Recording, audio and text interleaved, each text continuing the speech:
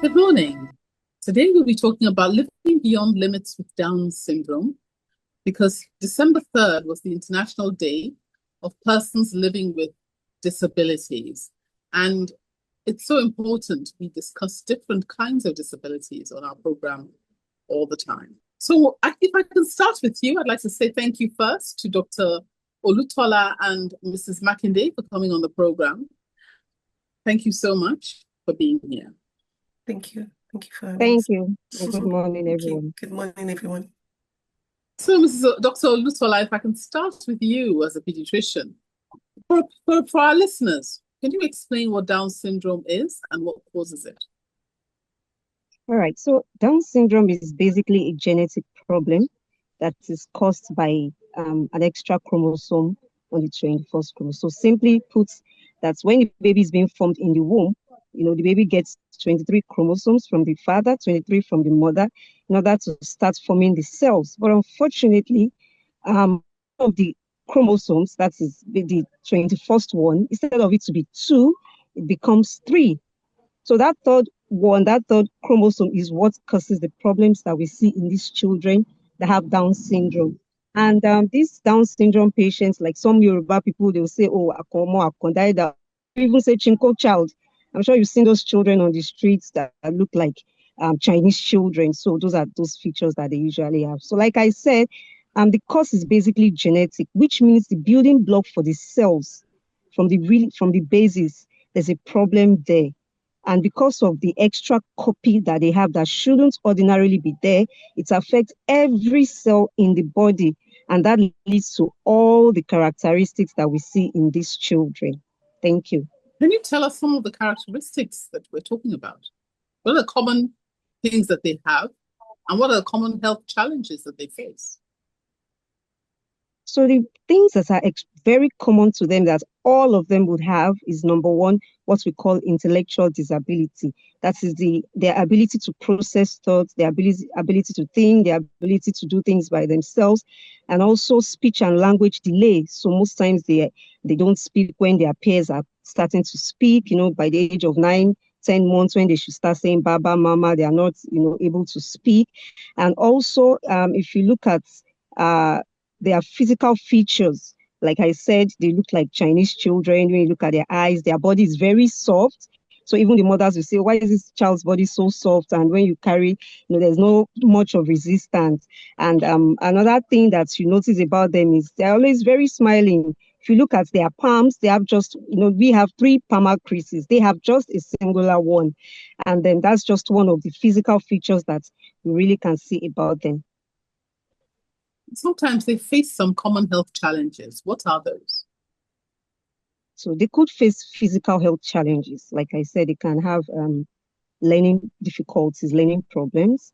They can have breathing problems because some of them snore because their adenoids are big. So that can predispose them to having cough, catarrh every now and then. They are also prone to having blood cancer called leukemia. And then they can also have hearing problems. Now, they are also prone to developmental problems. That is the learning problem, the mental retardation. They can have speech difficulty. They can also have problems with depression, anxiety. And also because their metabolism is slowed down, that is the way their body processes food, they are prone to becoming obese. Okay. So now, what makes it? What causes it? You've talked about the genetic predisposition. And, some people say it's commoner in older mothers. Some people say it's commoner in younger mothers. What are the, predisposition? Because it's not everybody who has, Down syndrome. When you say it's genetic, it's not necessarily in your family. Then you will have, genetically produced more, Down syndrome children. Sometimes it comes when there's no history of it in the family at all. So can you explain how it comes about? All right, so we have risk factors.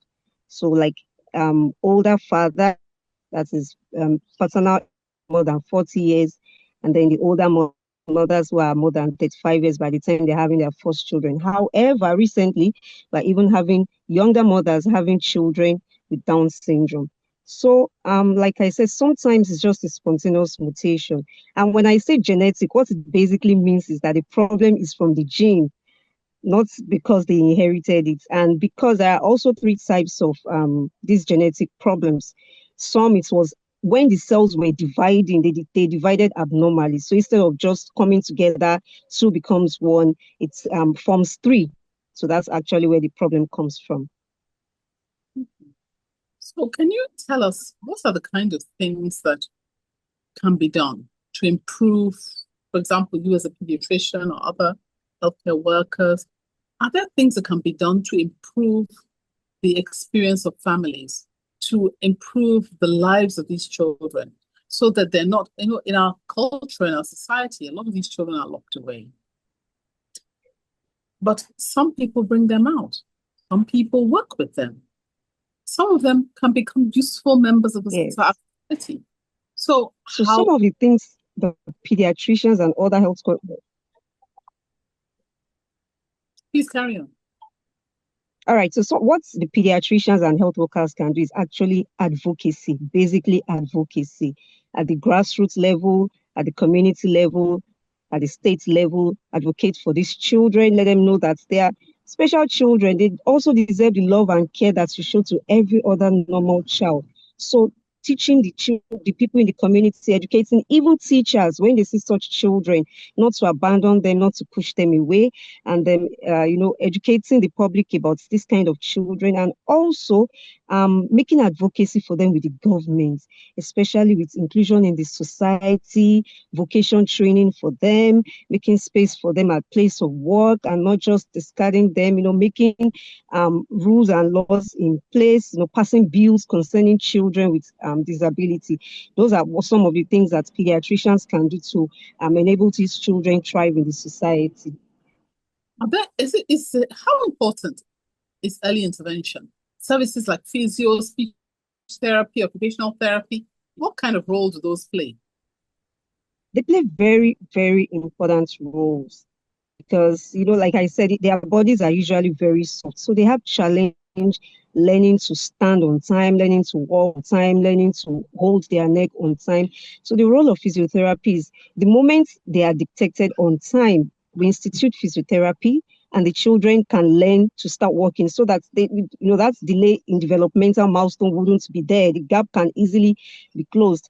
For speech therapy, because we know that they are certainly going to be prone to it, the moment they are reaching that age when they should start to speak and they are not yet voicing any syllable, any word, we institute this speech therapy on time so that they catch up and they grow like every other normal child. Now, they talked about inclusive education. But as you know, most people say, no, we can't let those children into our school. So what is inclusive education? Is there a place for it?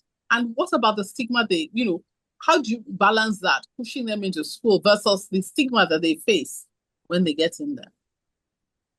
Now, inclusive education basically means making children who have learning disability or any other disability to stay in the same learning environments with their peers who do not have ability. Now, the advantage of that is that it helps the skills of these children. We can't keep isolating them. We can't keep putting them away. We can't keep saying, "Oh, this child is so slow in learning. I'm not going to other children. No, he's dragging me back as a teacher." No, it is for the teachers to be educated about these children and also to know that what they need is just individualized learning plan. So if you're going to spend 10 minutes with this child, certainly you're going to spend 15 minutes with this child. You're going to give extra homework. You're going to slow down with them. And by including these children with their peers who are normal, it can also help their academic growth. It can help their social skills. It can help their speech because other children are talking before, they also, start to talk. They see what other children are doing. They're also able to do. So for these teachers, it is basically advocating, teaching them, letting them know that these are children that also deserve normal life, normal education, like every other child does. So if we get them into school, don't they bullying? Don't they face isolation? Don't they face stigma from the other children? Or have you found that they get accepted easily? Yes, they may face bullying, especially in schools where the teachers do not know about these children. Now, schools in Lagos that make provision for children with Down syndrome and they don't get bullied. Any of such schools. I have a patient who whose son goes to school. He's 3 years old. He can speak. He can and he goes to school because early enough we started all this intervention, and the teachers also know that, oh, this is a special child, so they protect them from the other children in the class. They protect them from the other children in the school. So again, it is when they go to schools where the teachers don't know anything about their condition. Thank you. Thank you, Mrs. Makinde, for coming on the program. It's so important that we have people like you here to share your own personal experience. You've started a foundation. Can you tell us what the name of your foundation is and what inspired you to start this Down Syndrome Foundation, and how has the journey been so far? Okay, thank you for having me. The name of the foundation is Morainbow Foundation. And I got the inspiration to start this foundation in 2014 after my daughter was born in 2011. She has Down syndrome.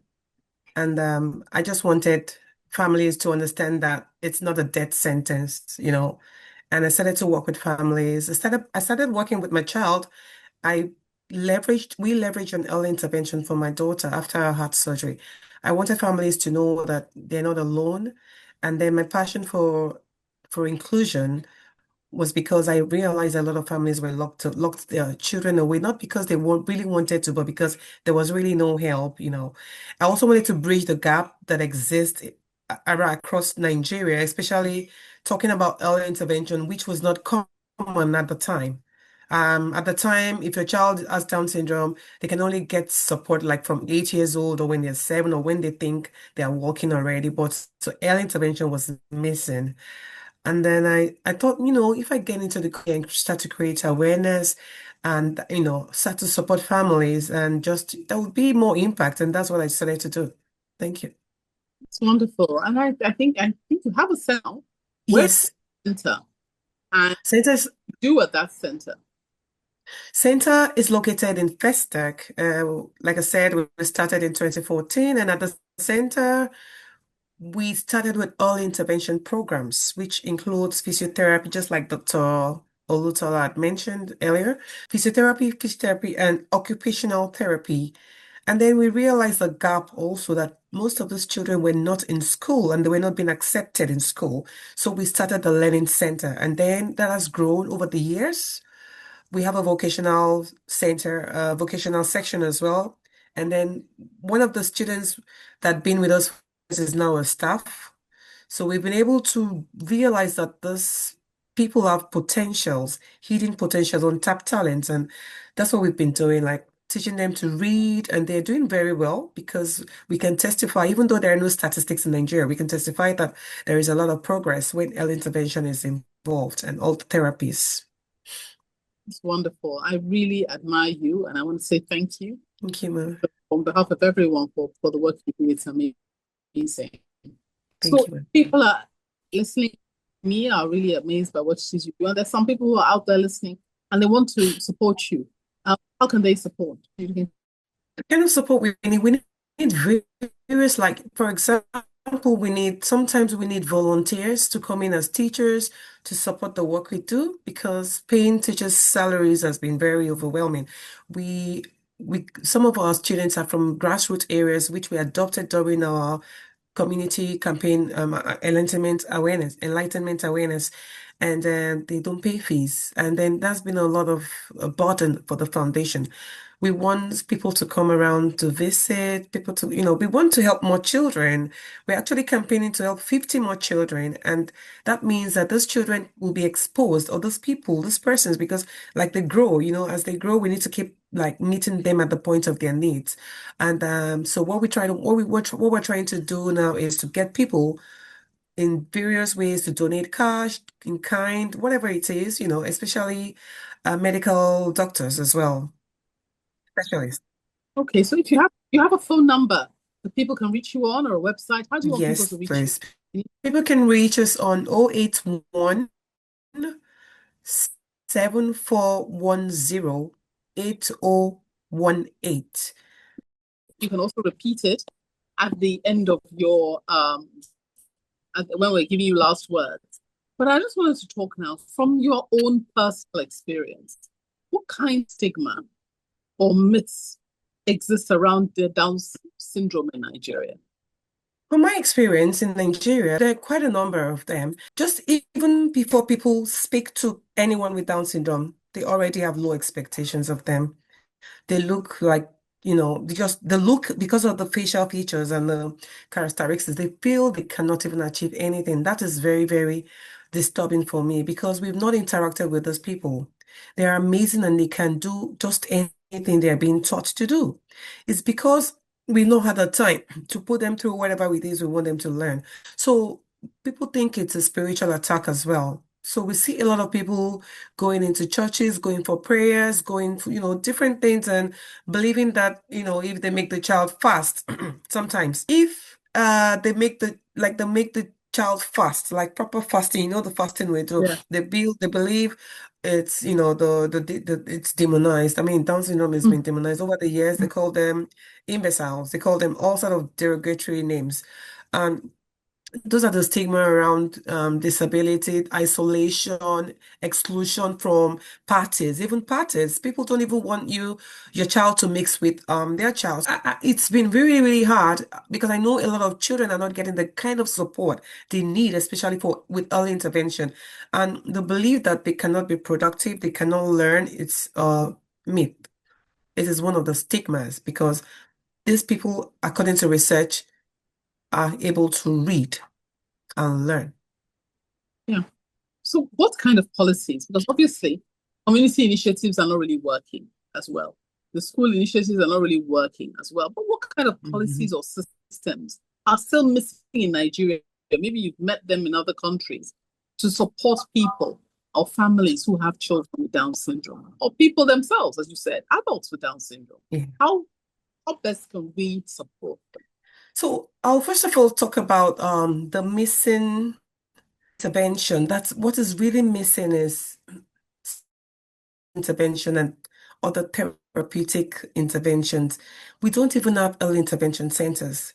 What we have is the general hospital. Once the baby has been born, they just tell you the worst case scenario. Doctors are not kind enough to refer you immediately for physiotherapy, speech, and everything the child needs to go through for that child to have better outcomes. We don't get that. Work inclusion policies are not working for adults with Down syndrome because there's no one willing to employ them. And we can train, for example, I'm a trained job coach. We can train them to hold jobs and they will hold the jobs and they do kind of well. job? Sorry? No, all right. People are listening.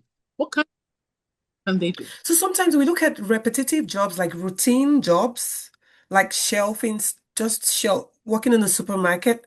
They can work in any setting, like even admin work, making How about photocopies. office? They're in an office. What do you think they can do? So in the office, they can make photocopies. They can make photocopies, they can type, because I said they can read. They can help take care of other students. Like the staff we have is a support worker. He takes care of the younger ones. He knows when it's time for their lunch. He supports them with all of that personal care, occupational, using, daily living skills that they need. And making of photocopies as well. We've tried him and it does that a lot. It does a lot of admin job. Just even typing. Just put the thing. You just need to put them through it. They will do it. They just need the coaching. So I don't want to talk about jobs like cleaning, mopping, because they do that a lot. Washing dishes, they do that well. They can bake, they can cook. So I think it's just how we put them in a box. Train them to Sorry? do. And so I say you're saying what is it? It's what you're saying is what is it that you train them to do? They can do simple tasks. That is it. Yes. But they can do it. And so what you're saying is we need to encourage more offices Yes. employing them. And how we're going to do this is to understand the kind of jobs these offices want to, the kind of jobs that are available for them in these offices. We look at the job schedules and we look at the discrepancies. If they're going to not be able to do something, we'll see how we can bring the task, make it simple for them and teach them how to do it. They will be able to do it. Well, I think what you're doing is tremendous. And it's something that I like to work with you on to try and see how we can make some of these changes. But I'd also like you to look into some of the policies, because we do have a disability in Nigeria. Maybe you can look it up. Is it good enough? How welcome, or how can we actually implement it? Because often Nigeria has a lot of laws, good policies, but the problem is implementation, the problem is enforcement. So maybe we can look into that to say, how can we take these things further? Yes. So I think that's really something we need to do. Dr. Olutola, we're just running out of time already. All right, yes. So give us your last words. okay, so children with Down syndrome are special children, and they have abilities. They have lots of abilities. They are very good with music. They are very cheerful children, very welcoming children. And as such, for parents who have those children, you must understand that you're not alone. There are lots of support groups that can help you out. There are also, now doctors are also being trained. They're also more aware about these conditions. So interventions are also getting better, unlike before. So please, and everyone out there, when you say Down syndrome child, please be kind to them. Thank you. Thank you so much. Mrs. Makinde, do you have any last words for our listeners? And don't forget to include your phone number at the end. So I think continuous dialogue with policymakers as well can change things, and we can switch things up again if we have more advocacy groups. I run a WhatsApp group of parents solely with children with Down syndrome. I think parents who can get educated, everyone can get educated, more awareness, don't want people to work in silos. We want people to work together. We need collaborations. We need people to just have a look around and see how they can help, how they can support, just what they can do. Please tell your phone number. My phone number 080-230-88277. Thank you so much. And what I'd like to add in from my perspective is I want to encourage employers to really consider employing at least one person with a disability. Whatever the disability is, physical, mental, it doesn't matter what the disability is, but please consider employing at least one person with a disability in your organization in 2026. Thank you for watching. Please like, share, and subscribe for new video updates.